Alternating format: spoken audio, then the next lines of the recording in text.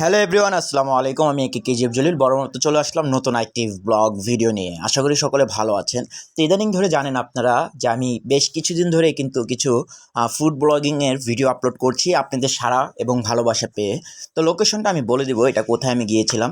সর্বপ্রথম যে বিষয়টি আসি সেটা হচ্ছে আমি 160 টাকায় বাই গরুর কাচ্চি খেতে গিয়েছিলাম হেমায়তপুরে।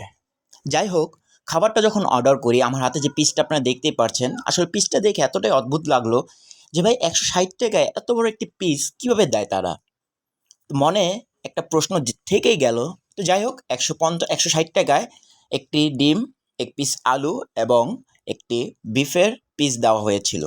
কিন্তু সর্বপ্রথম যে বিষয়টা আপনাদেরকে একটু লক্ষ্য করে রাখা ভালো, যেটা হচ্ছে আপনারা জানেন যে বিভিন্ন জায়গায় বিভিন্ন ধরনের যারা ফুড ব্লগিং করে তাদের মাঝে আসলে তারা কীভাবে ফুড ব্লগিং করে আমার মাথায় আসে না। যদি আমিও মাত্র 2টা ভিডিও আপলোড করেছি, এর আগের ভিডিওতে আপনারা অনেকেই ব্যাড কমেন্ট করেছেন, ভাই 150 টাকায় চিকেন কাচ্চি আনলিমিটেড। ভাই আনলিমিটেডটা হচ্ছে আপনার রাইস, চিকেনটা এক পিসই দিবে। তো যেটা মূল বিষয় সেটা হচ্ছে যে 150 টাকা আনলিমিটেড চিকেন কাচ্চি। এর মধ্যে অনেকে ব্যাড কমেন্ট করেছেন, ভাই এটা কি আসলে কি এটা মুরগি ছিল না মরা মুরগি ছিল? হ্যাঁ, এই প্রশ্নটা আমার মধ্যেও ছিল। এই বিষয়টা আমি একটু আপনাদেরকে ক্লিয়ার করি। আপনারা যারা এই ব্যাড কমেন্টটা করেছেন, ভাই সেটা কিন্তু মুরগি, সেটা মরা মুরগি হোক আর জ্যাতা মুরগি হোক, সেটা আপনার সামনে চিকেন হিসাবেই কিন্তু প্রেজেন্ট করছে। কিন্তু যারা কাচ্চি হিসাবে চালিয়ে দিচ্ছে, বিফ কাচ্চি, খাসির কাচ্চি এবং কি ডগের কাচ্চি, আসলে অদ্ভুত বিষয়টা আপনি কিভাবে ধরবেন? আমি যখন এই বিফটা যখন আমার মুখে খাবারটা খাচ্ছিলাম, একটু টেস্ট নিচ্ছিলাম যে এটা আসলে কিসের, এটা কি গরু না খাসি না ডগের। আসল কথা বলতে এটার কোনো টেস্টই আমি পাই নাই। তো যারা ফুড ব্লগিং করেন, ভাই দয়া করে এরকম বিভ্রান্ত খাবারের ফুড ব্লগিং ছড়াবেন না। কম টাকার মধ্যে বিভিন্ন জায়গায় বিভিন্ন খাবার সেল করা হয়। 100 টাকার থেকে শুরু করে 30 টাকার থেকে শুরু করে 200 টাকা পর্যন্ত খাবার সেল করা হয়। খুবই রিজনেবল প্রাইস এবং খুবই সুস্বাদু খাবার। বিভিন্ন ধরনের কথাবার্তা বলে আপনাদের দৃষ্টি আকর্ষণ করে এই খাবারের প্রতি। তা আমি যদি ফুড ব্লগিং না করতাম তাহলে ভাই আসলে আমি বুঝতাম না যে মানুষ কতভাবে মানুষকে প্রতারণা করছে।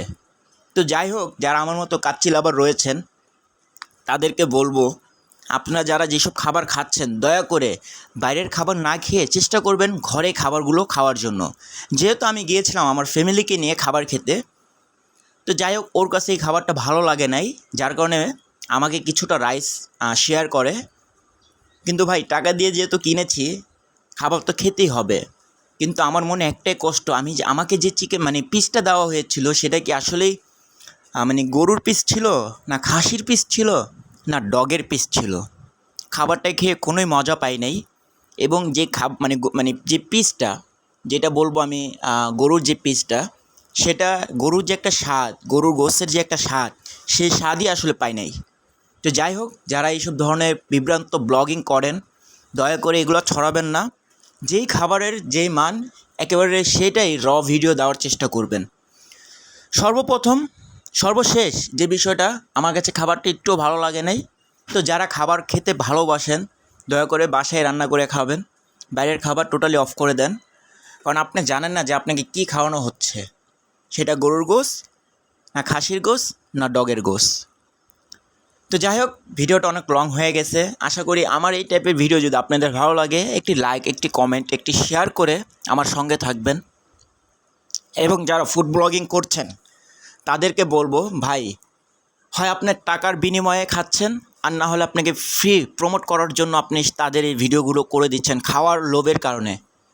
কিন্তু আসলে আপনি কী খাবার খেয়ে ফুড ব্লগিং করে পাবলিসিটি করছেন তারা কিন্তু জানতেছে না। তো যারা আমার আগের ভিডিওতে কমেন্ট করেছিলেন, ভাই মরা মুরগি দিয়ে আপনাকে কাচ্চি খাওয়ানো হয়েছে, ভাই আমি মানলাম সেটা মরা মুরগি, কিন্তু সেটা মুরগিই ছিল, সেটা 3 ক্লাসের খাবার ছিল না। যেমন গরু, খাসি এবং কুত্তার গোশত, একদম ডাইরেক্টলি বলে দিলাম, আপনি বুঝতেই পারবেন না। কিন্তু মুরগিটা যদি মরাও হয় সেটা আপনি বুঝতে পারবেন যে এটা একটা মুরগির গোশত ছিল।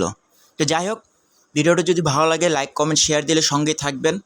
এবং এই টাইপের ভিডিও আমি চাই না আর করব, কারণ ভাই ফুড ব্লগিং করাটা আসলেই সহজ, কিন্তু এটা মানুষের সাথে প্রতারণা করা হয়। তো এই কারণে বলতে চাই যারা ফুড ব্লগিং করবেন একটু জেনে বুঝে ফুড ব্লগিং করবেন। বিভিন্ন বড় বড় রেস্টুরেন্টে যারা খাবারের উদ্দেশ্যে যান রিজনেবল প্রাইস